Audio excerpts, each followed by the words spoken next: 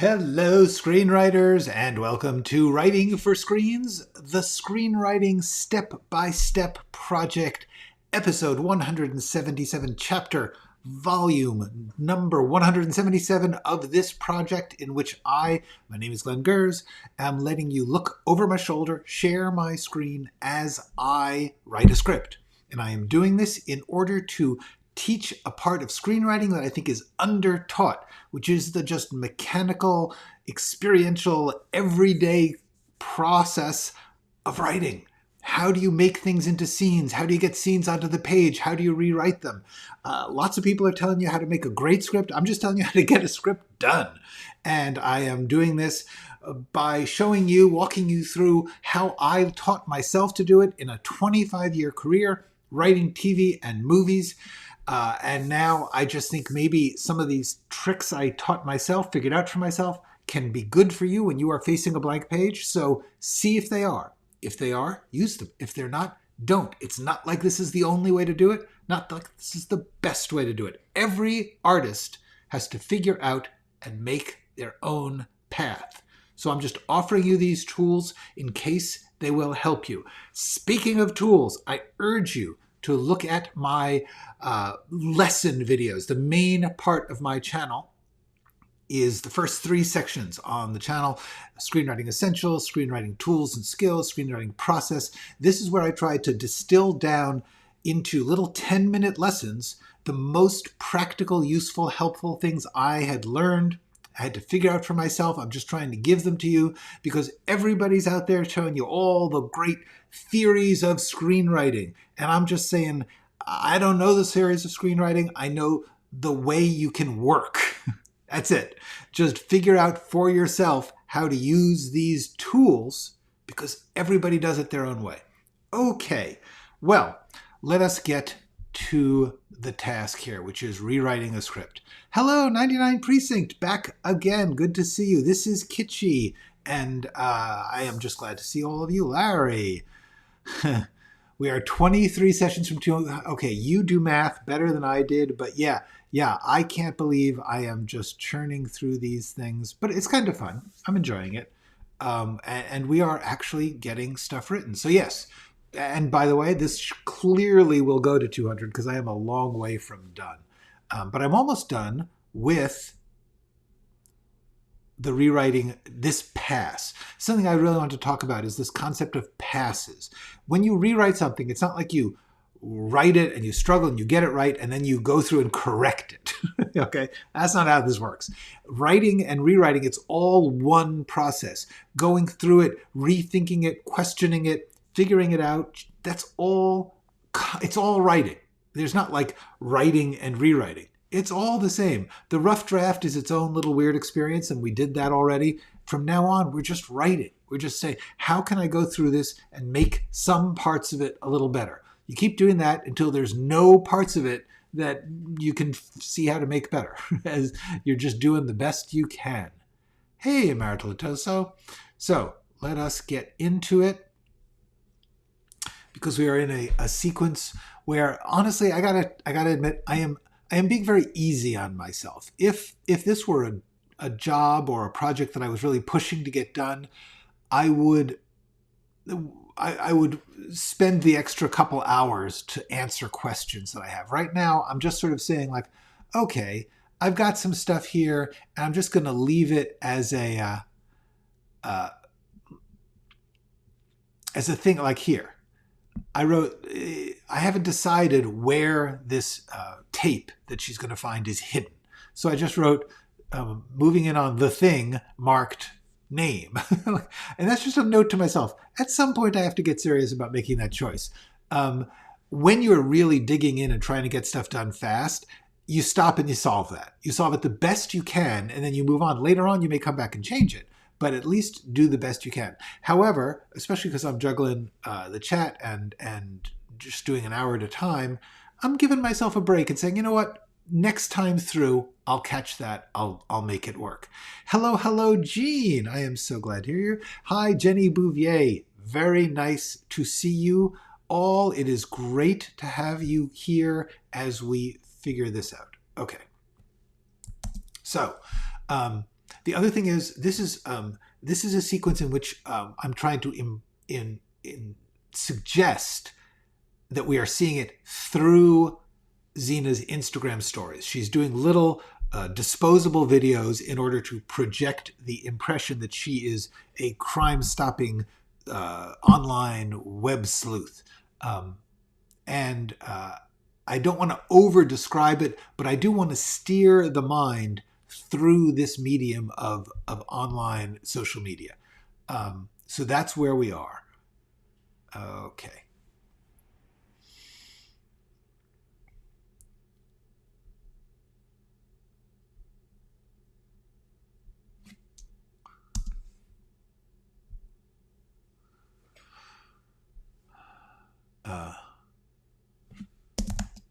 I'm putting attic here because although it says attic in the slug line, truthfully, this is really important.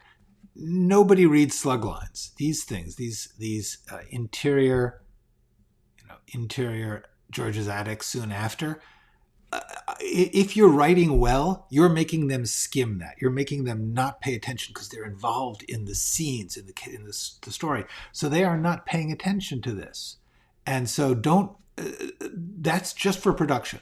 So if I want to say she's searching, like she went up into the attic, because this last scene she was in the hallway, I want to make sure that attic is in the text of the scene, not just in the slug line. People who are reading a lot of scripts, they do not spend time reading the slug lines. They kind of absorb them or skip them or skim them. So, oh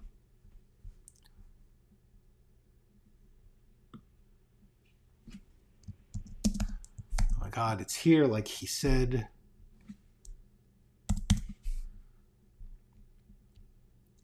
All right.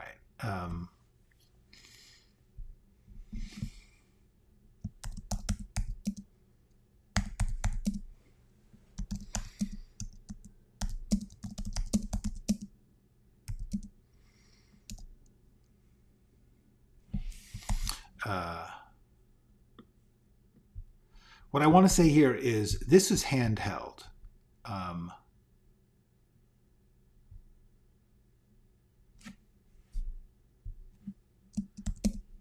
Handheld. And this is too. Ah, here it is.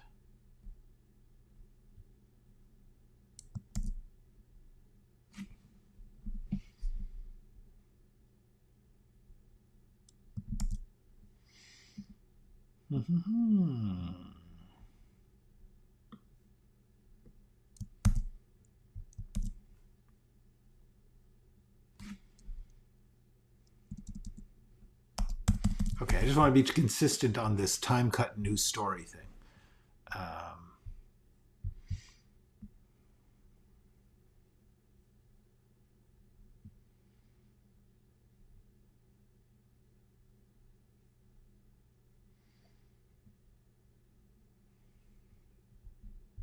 You know what? I'm going to think.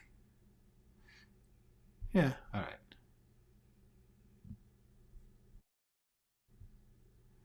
I think I'm going to make this turns to us because it's point of view. So everything you can do to not discuss camera is really a good idea.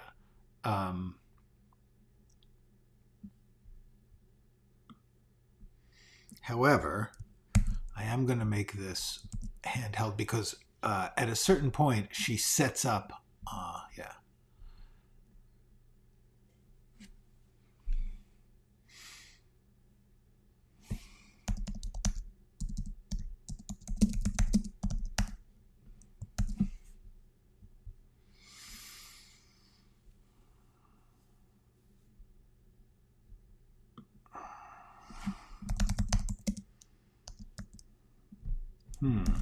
Hello, Pedro. Yellow. Good to see you. I am finally getting this attic scene to work. It is getting longer, by the way. Damn, 72. Okay, you know what? I'm not going to worry about that now. Good afternoon, Mike. And Rachel. Hello. Okay.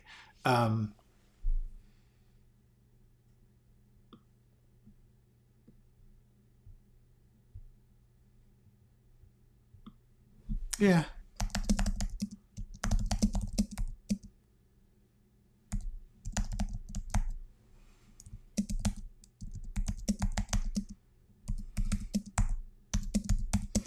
Do a, oh, damn, what's the name of that? There's a kind of video where people unpack a product. Damn. Is it called an unpacking? There's a unboxing. Unboxing video.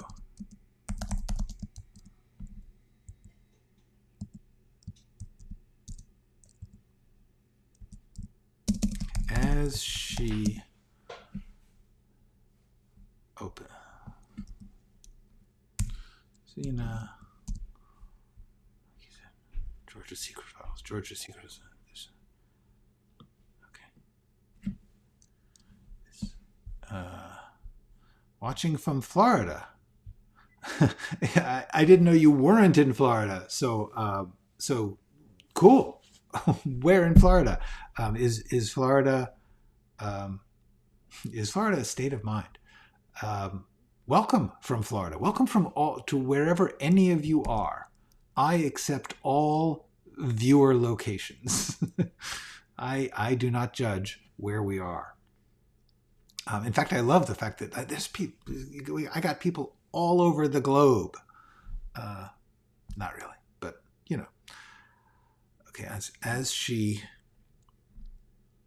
opens the thing. All right. The thing. Boom. Hang on. Okay. This is George's secret file. These are.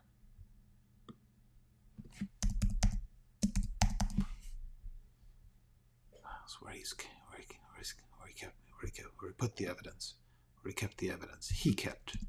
Where he kept the evidence, identifying the chemistry set killer.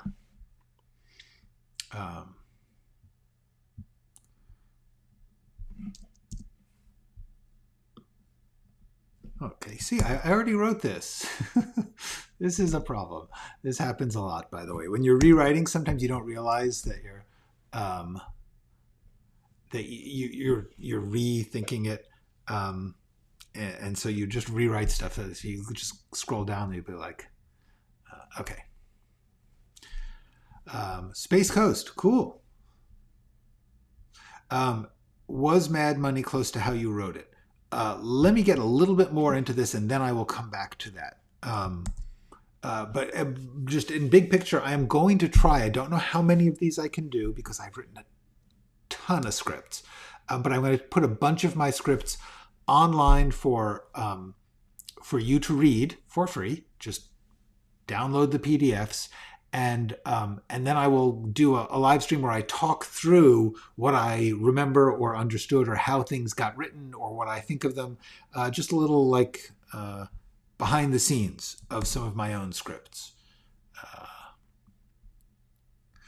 Another scream, another script being read. Good. Somehow I find your voice relaxing. Okay, you know, I appreciate that, and I always find that interesting because I'm kind of like jazzed and trying to keep moving here. So I actually appreciate knowing that I am not just like driving you all nuts with my rushing through things. All right.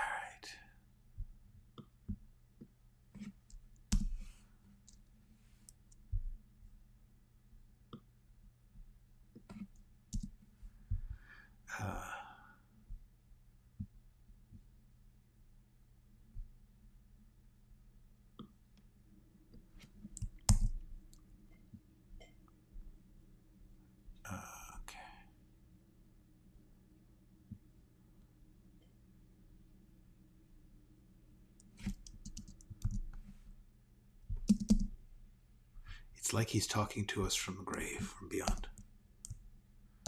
It's like he's talking to us.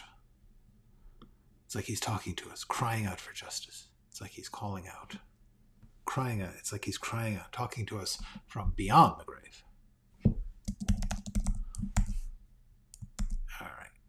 Boom, boom, boom. George's secret files.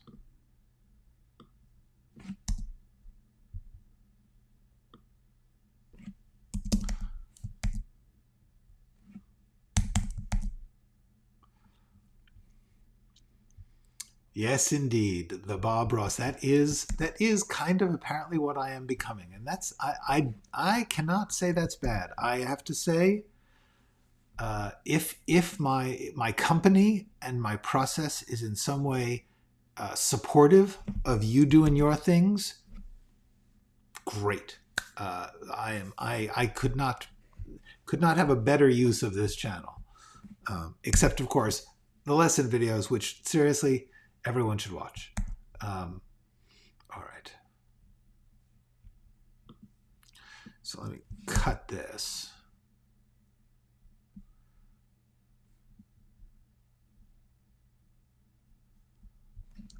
Okay.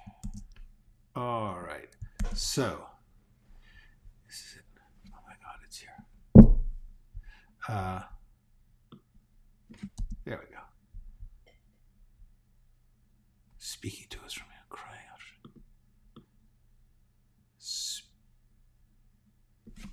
Speaking. That's better.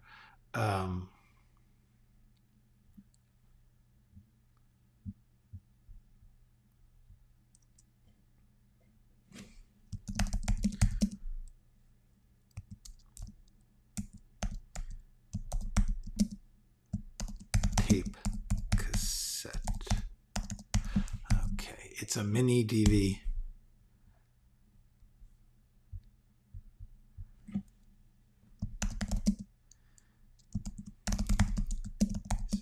Empty except for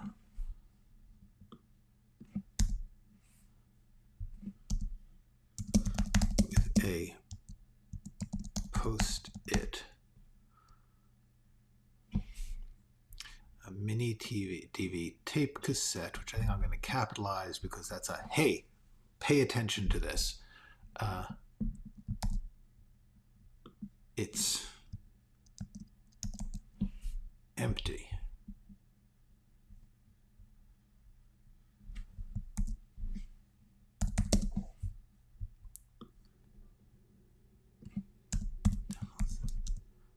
Zena, the hell is this?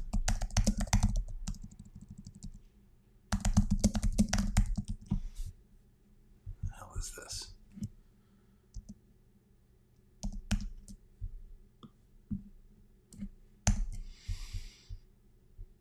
Hi, Kirby. We're doing okay. We're getting stuff done here. This is good. Lots and lots of questions to ask for a sequence of scenes. You mean of mine or yours? Cool. Yes, there are. Oh, or do you mean there are, when you are doing a sequence of scenes, there are lots and lots of questions, all of which are good. Yes, there is. You know, they should have a white noise machine that does keyboard instead of just waves or thunder or the jungle. Okay.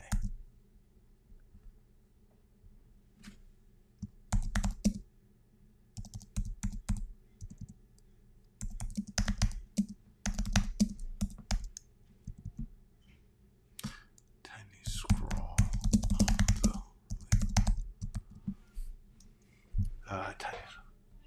Play this.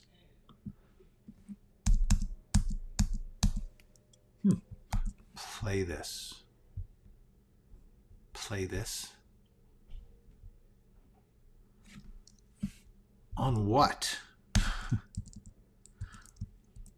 the hell? What the hell, George? Okay, boomer. Yeah.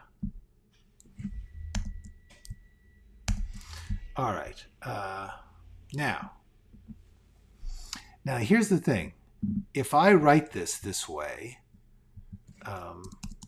in case of like that reads the scroll on the label, reads the label.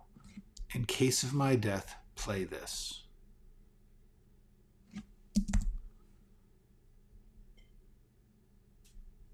Now, either she could show it, but the thing is that having us read it, or does she read it out loud? Yeah. My death. Play this.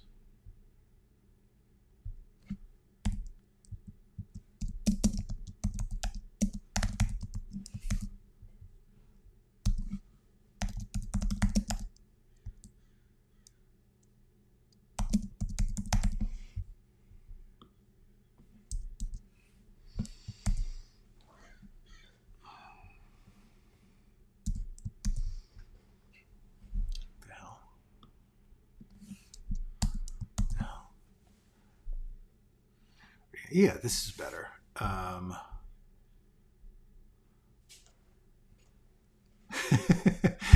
If you will remember, thank you, Jenny. Jenny says, behind the scenes of script sounds interesting. I watched Fracture today, looking for the dramatic action in each scene, but soon forgot and got lost in the story. A, thank you. B, I do want to remind you that in my video about that, Take Art Apart, in which I talk about watching stuff, I do point out that you usually need to watch things a couple times to be able to analyze them. The first time, yeah, you're going to watch for the story. You're going to get involved if it's at all good. So thank you again. Yeah, no, in order to really break something down, you have to watch it a couple of times so that so you can step back and not actually be involved. You are specifically not being an audience. That's the key to becoming an artist who is watching stuff, is to stop enjoying it. All right.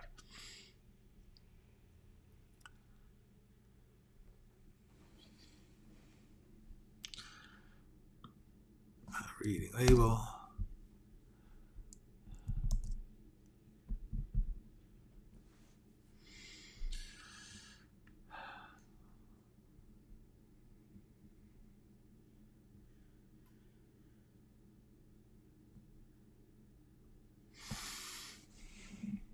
This is probably over elaborate. Like, do I really need, like, it could just be, see, because finding the mini DV tape cassette and stuff, I love that if I have room, but if I'm running long, the truth is she could just find a letter and read it. And instead of seeing George do it, she could read it out. The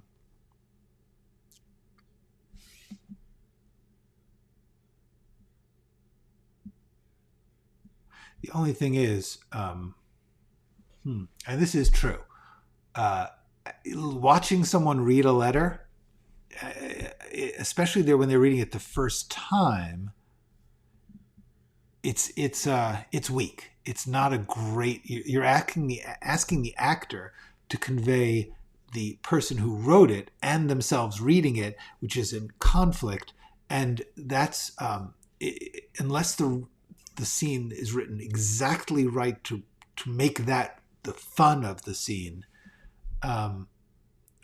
Scene of somebody reading a letter is honestly not a great idea. So I think I'm going to just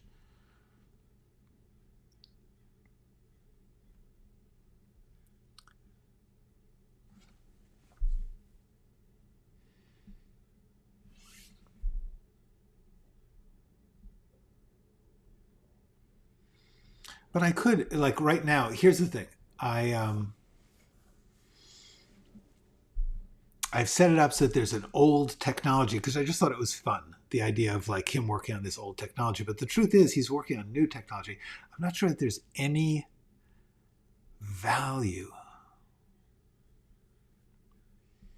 Of course, it could be just a flash drive. Yeah. I mean, why make it a mini DV cassette? The truth is, yeah.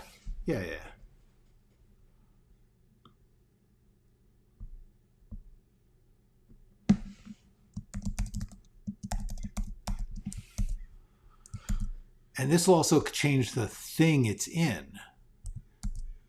Because I wanted to, just explaining the original thing and why I'm rethinking it. The fun of working with old technologies is that there's a movie called The Conversation by Francis Ford Coppola.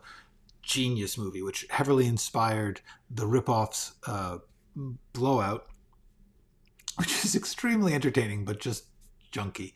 Anyway, there's lots of things where somebody is getting information off of media, like trying to interpret what they are seeing or hearing. And often the mechanical process of doing that is just cool. It's a cool thing to film and to watch someone like working with tape and playing with it.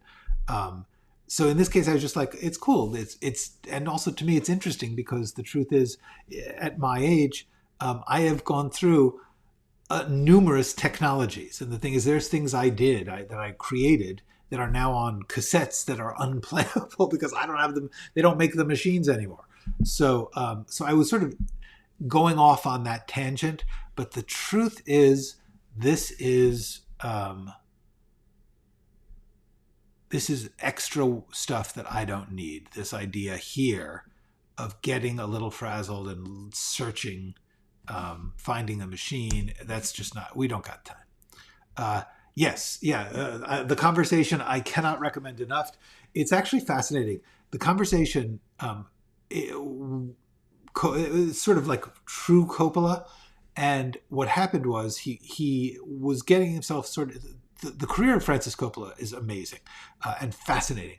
And one of the things he did was he kind of overstretched himself and failed a bit before The Godfather, took The Godfather on basically as a studio job he had to take on, found within it the truly great work of art. This is all magnificent. With the power that he gained from doing The Godfather, he first of all said, I want to do if I have to do The Godfather 2, I want to do it in a creatively challenging way, which is why Godfather Part 2 is so creatively remarkable. But he also said, I get to do what I want right now. And what he did in between Godfather 1 and 2, I believe, is The Conversation. And so you are seeing an artist getting to do what they want, and it's freaking great. All right. It may have. I wouldn't be surprised. It wouldn't be surprised if it inspired everything at all.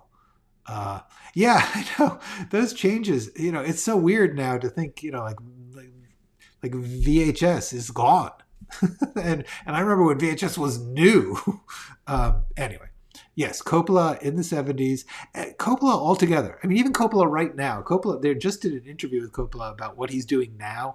And oh my God, he's amazing. And often amazing because he fails, because he screws up royally, but interestingly. That's the great thing about Coppola. He will screw up in interesting ways. All right.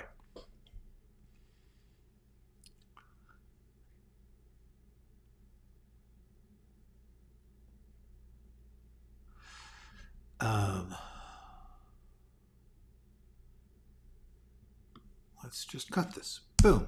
I am rethinking this because it will be better with less. This thing will then become more interesting. It'll be like just fun to I shall have to reach into a stuffed badger or something.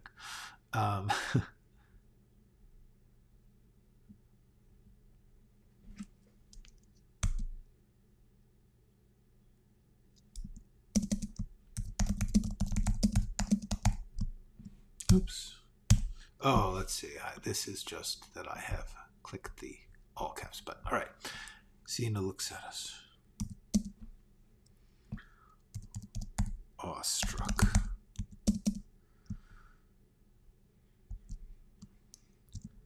Grabs her bag and pulls out her laptop.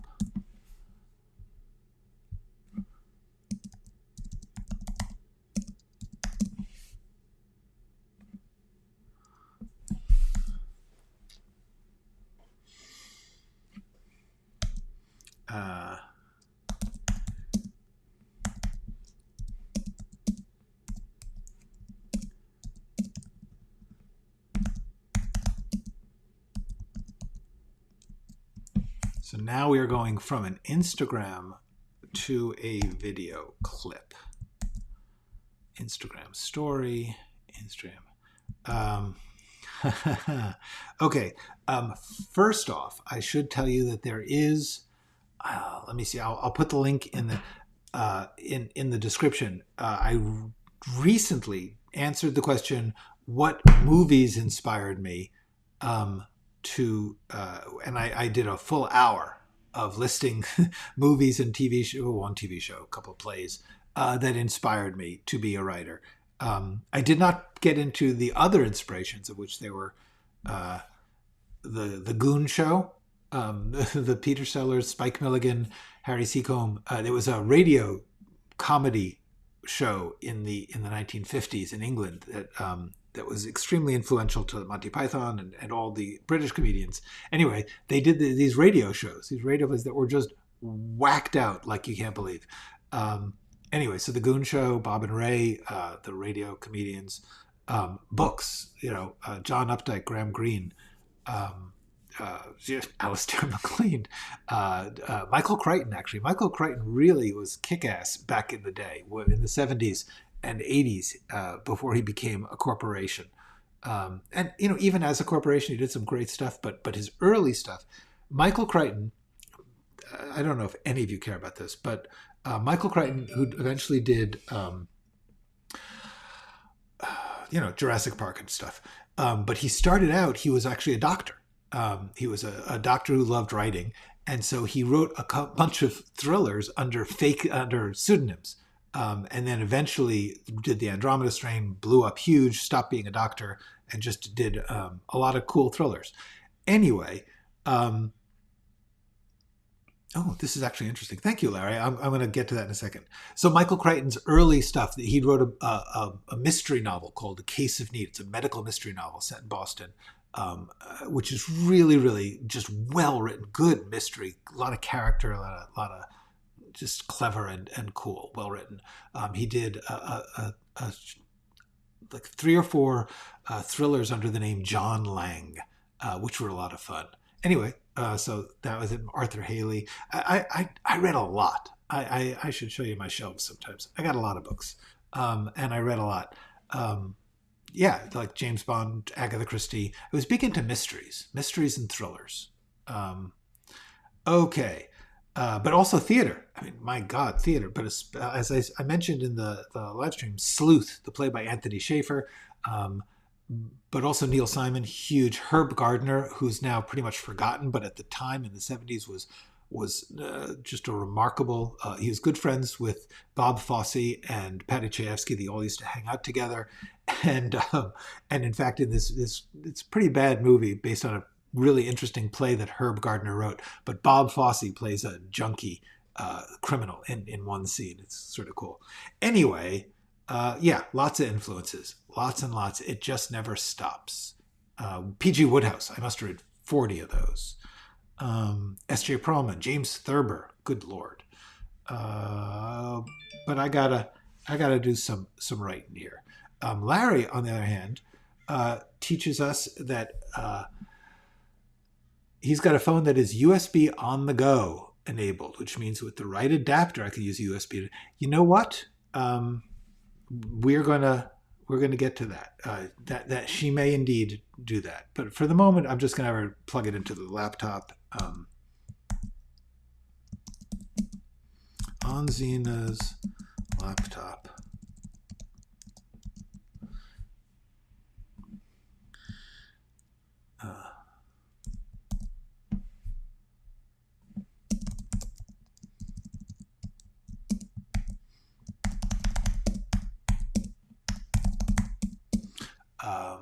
What's the word? I want to say conversational is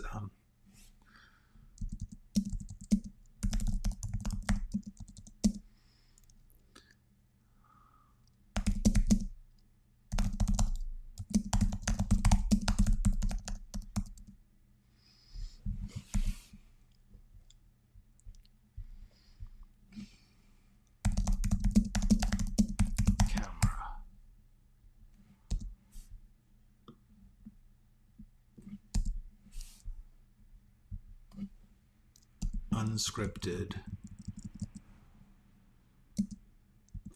confessional way.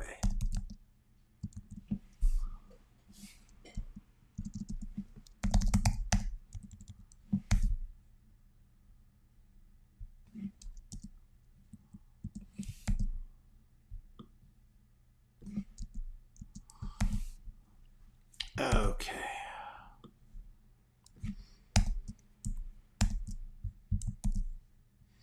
Did I skip a question? Let me see. Let me go back.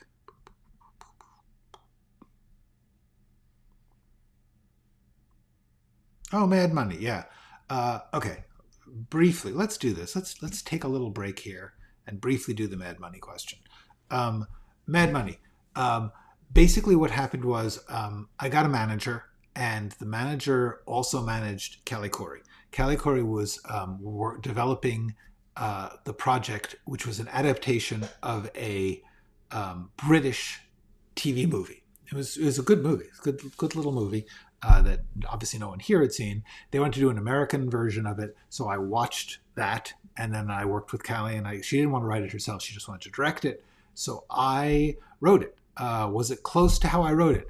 I will put the script up on my site at some point soon when I do a Mad Money video, and you can judge for yourself. Mostly, yes. Mostly, it is. There was a lot of stuff that fell by the wayside, partly for budget, partly just for the reality of how things are. There's very little that I didn't write. There's a couple of beats that I did not write, that other people, as happens often, different people will just say, oh, I think we should do this, and they'll write a speech or a scene or something, and it's like, okay, I would rather not, but sure. It's not my script. I mean, it's my script. It's not my project. I'm not in charge. But overall, that script is pretty, you can compare it. They said the lines I wrote. The scenes are the ones I wrote. Yeah, it's pretty much what I wrote. It changed. It went through many drafts and many changes, but they were me doing them. All right. Okay. Last question from Mike for the moment. Do you recommend joining a writing guild? Thank you. I actually have answered this somewhere before. The short answer is yes, absolutely. If you can, the Writers Guild is a union. And if you can join the union, if you can join any union for working in the entertainment field, do it. Join those groups. They protect you. They get you benefits. They are very, very important. They also are without being in them, it's almost impossible to get work because the people who are making the things have signed an agreement saying they'll only hire union writers, which is how unions work. So yeah, unions are great. Also, the union, it's just good. It protects writers. It makes sure that we do not get ripped off or underpaid or no insurance. So yes, the problem is you can't just join it. You can't just say, hey, I want in. You have to actually have been hired to write something by a company that is signed with the union at a certain amount of money. The Writers Guild of America, WGA.org, has a complete explanation of what it takes to be able to join. And the answer is, if you can, do it. Yes, does that mean you can't write little indie things for no money? Well, actually, no. They have a special deal by which you can do that. But most of the time, it means you can't work non-union, but you don't want to. Work union. It's good. Average price of a script. Again, a union job it is listed on the Writers Guild. WGA.org has a whole, what they call an MBA, which lists all the minimum rates by which you can be paid. You cannot be paid less than those. You can be paid more if you can get them to pay you more, but you can't be paid less than that. If you are not in the Writers Guild, then the average price is whatever you and the people who are paying agree on. It could be $12. It could be $200,000. That's between you and them. And I would say, get an entertainment lawyer. Find somebody who will look at it. Do not do anything for money in the arts without a written contract, because people are flaky, people are dishonest, people are just disregard the artist. So the answer is, do not, if you're going to get into money stuff, if you're going to get into a production, have a written agreement. The agreement could be, hey, me and a bunch of my friends want to make a thing and we're going to all do it for no money, and then whatever money comes in, we'll split equally or unequally. That should be written down so that if it goes and you actually make some money, great. If not, everybody did it because they wanted to do it, and there's a fair agreement. Lots of DIY stuff is done for no money. The average price of an indie film depends on the budget. If you've got somebody who's raised $100,000 and they need to rent costumes and rent cameras and all that stuff, and they can only pay you, $1,000 for your script, that's not bad. If there's a contract which says, I'm taking $1,000 up front, but then if this sells for $1 million, I get X. I get standard Writers Guild amount, or 10% of the income, or whatever it is. No,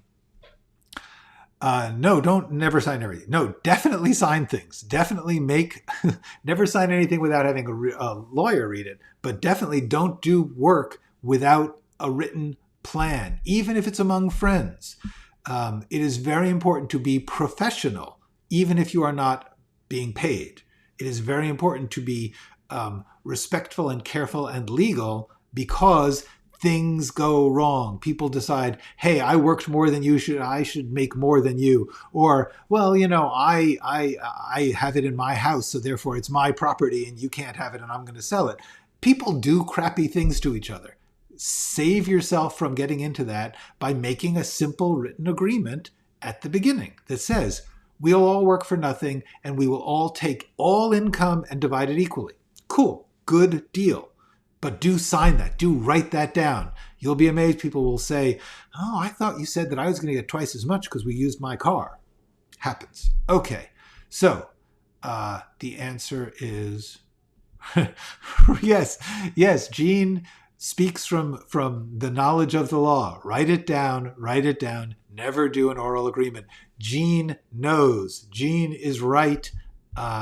It seems prenup-y. It seems untrusting. It's actually the best way to have a healthy working business relationship. Such a big thing here. We don't have any that you just sign up with a. Yes, that's entirely possible. Outside of the US, the Writers Guild doesn't exist. There's a little bit of a Canada overlap, but basically each country has their own way of working, and you just sign a deal. Just do remember, when you sign a deal, first of all, find out what other people working for that company, what their deals were. Find out what other companies' deals are. Ask around. Ask people who have worked. Say, hey, what did you make? Ideally, if everyone shares that information, nobody can get ripped off. So I understand some people are either ashamed of how little they made, or ashamed of how much they made, or afraid in some way that it will be a bad thing to talk. But if you ask a lot of people, you might get a good sense of where in your system it works. Yes, exactly. Contracts avoid confusion. People forget stuff, and that's the generous interpretation of it. Okay.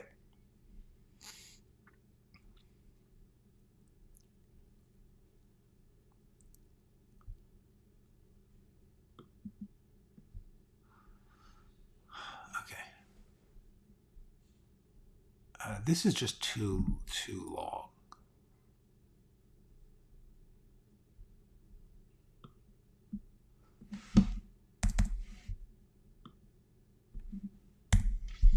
That's better. That's a better sentence. I can't break through. It's going over.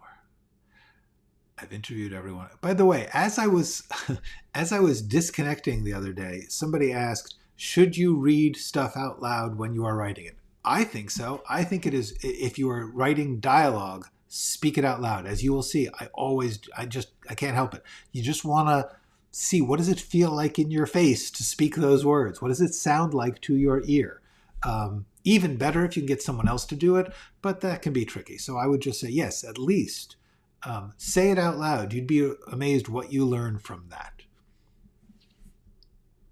Like, I've interviewed everyone I can find. That's just factual information I'm putting in because I think I need to say that.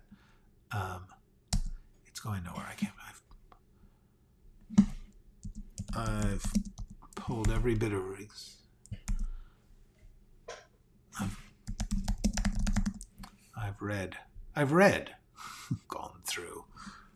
I've read every bit of existing research.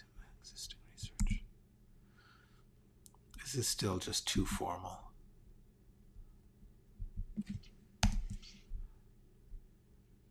It's just a matter of going all in, going where no one has been willing to go. See, this is good. I can't break through. I think I can't break through is better first. I can't break through. It's going nowhere. I know this, yeah. That's it. Okay.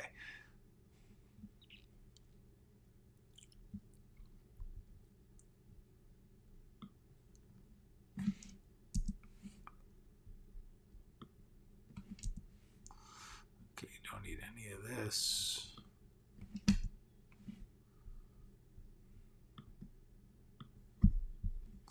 This is for later. It's for here. Okay. So this is George. Look at cutting.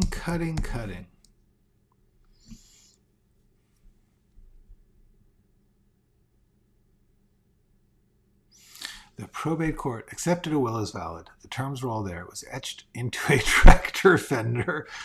Excellent. This is good to know. I would advise using less metal for your agreements, but Gene has a point. Apparently, even an agreement written on a tractor fender is legal and better than nothing. That's my legal advice. It's just a matter of going where no one has been willing to go.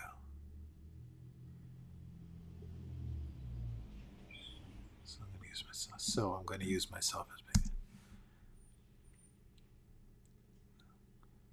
I'm going to announce I have new evidence. Really hype this whole.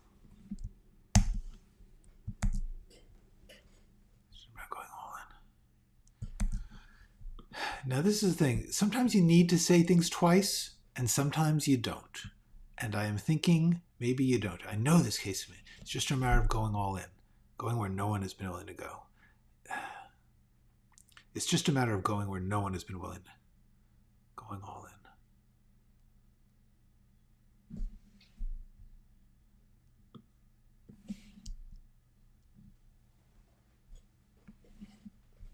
So I'm using myself. It's got a going all in, going to use. That's okay. I'm going to use myself as bait. I'm going to announce I have new evidence. Really hype this whole new evidence thing for a couple of weeks, maybe a month.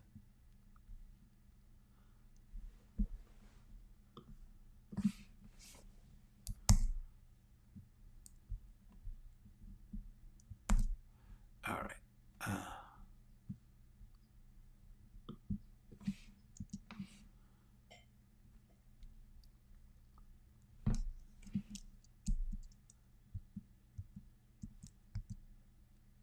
And get the killer to come after me. If I can make him angry or angry enough, angry or fearful enough, maybe he'll come out of it. Maybe he'll come out of it.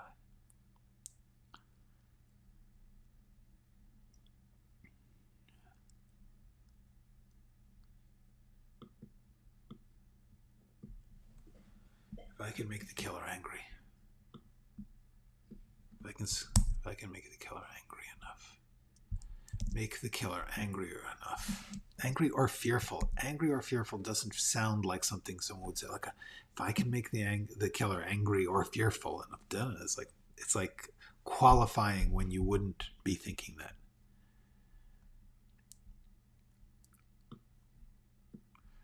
Get. Maybe that was better the way it was. Get the killer to come after me. If I can make him angry enough. Scare him. If I can scare him or make him angry. If I can scare him,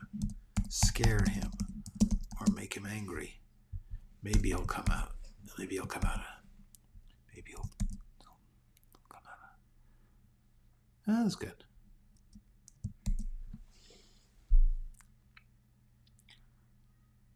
Or else I have new evidence. Really hype it. Really hype it for a couple of weeks, maybe a month. But for a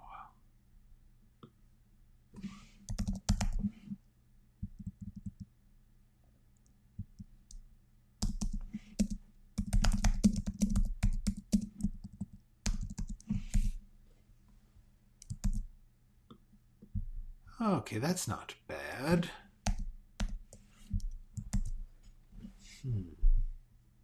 Interesting. I can't break. It's going nowhere. I can't break through. It's going nowhere. I know this case. Going all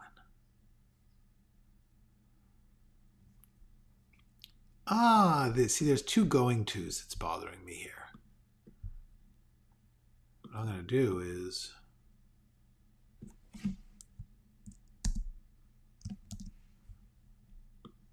cut this one. So I'm going to announce I have a new evidence. Really use myself as bait. Really hype it for a while. And maybe I can get the killer to come out of hiding. To come after me. And maybe I can.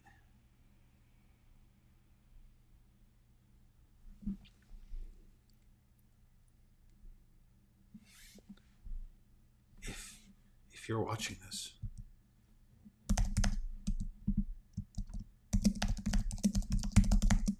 I kind of hope you're watching this because that means it worked. I kind of, oh, that's great. Hope someone's watching this because that means it worked.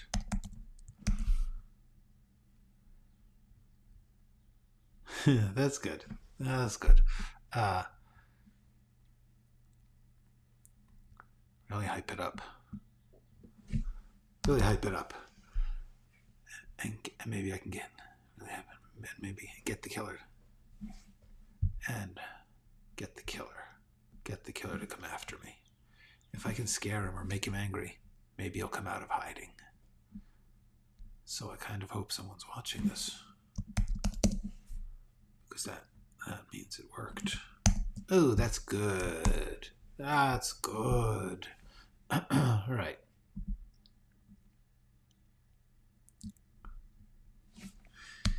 And this is what I was working towards, is George's attic. Okay.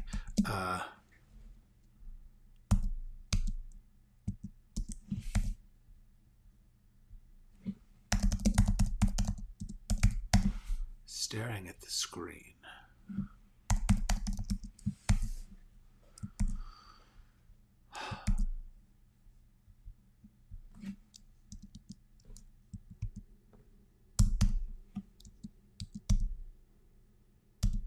Oops.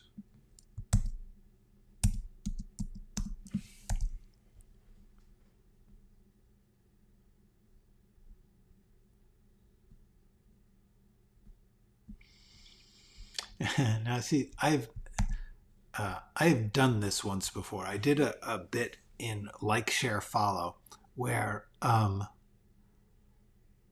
this YouTuber is talking about one of his fans who's become a stalker, and you cut between the video of this guy talking about her, and she's watching it, and she's playing back a part that she finds particularly upsetting.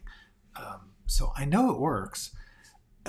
if you've written a bunch of stuff, you start to find that you're playing certain beats more than once, like you're reusing.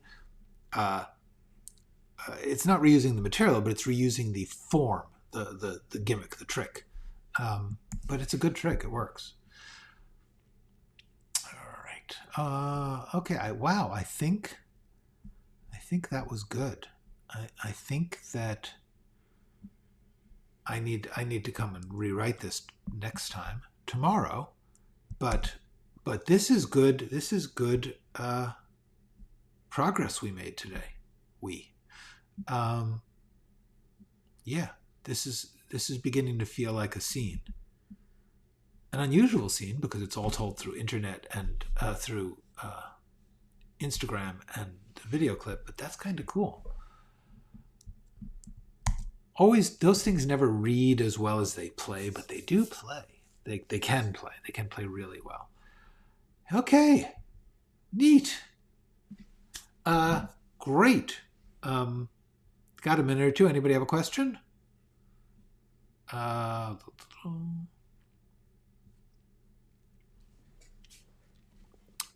here. Got a question. I'm gonna wait for 2 more minutes because I've begun to believe that sometimes when you guys type into chat, it takes a while for it to go through the various algorithms or whatever it takes to get to me so that I can see it. Because sometimes I'll say something and then as I'm quitting, I'll see an answer. And it's like, damn. Anyway, great. I think this has been a good lesson. We got something here. Neat. It always feels good if you've got a section of a script that that you know you haven't got, and then you make progress on it. It feels so satisfying.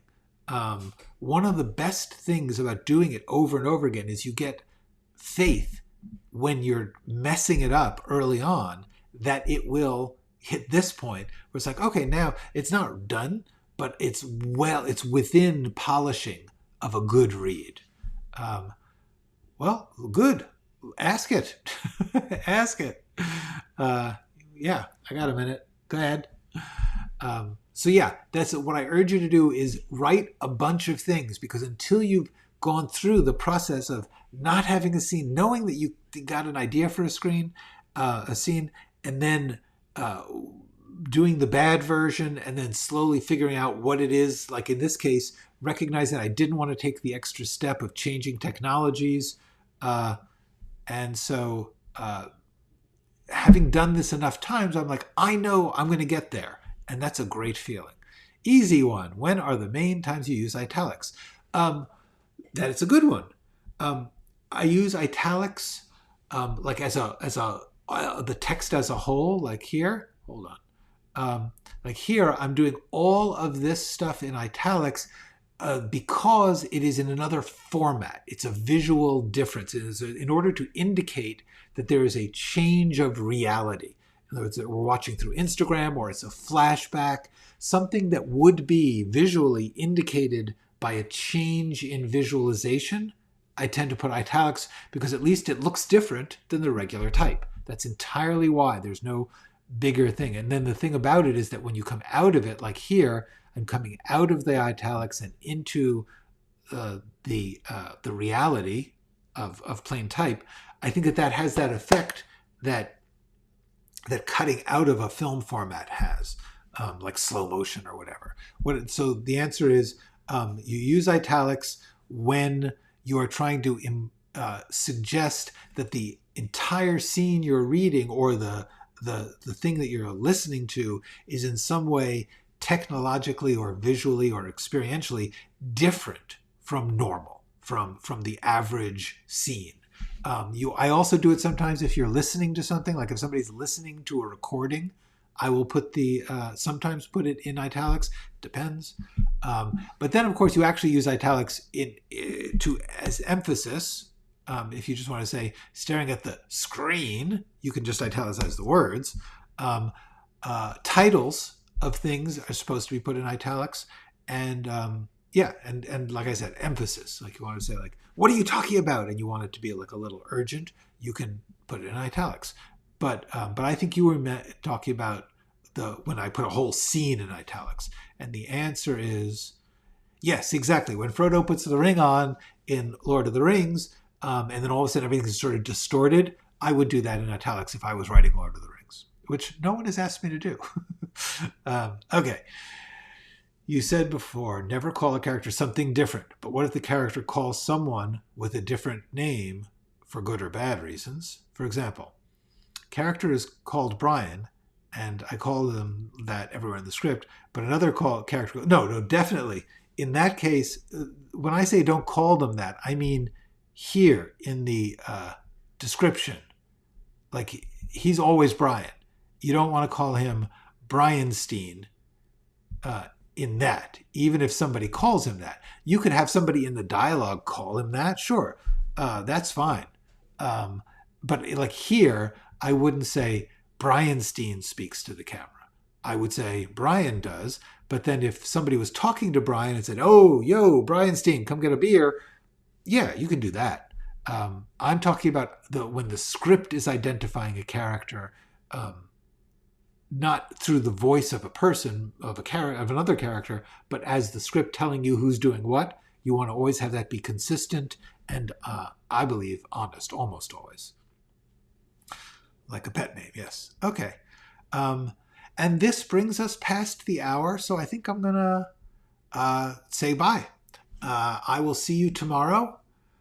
Go write something.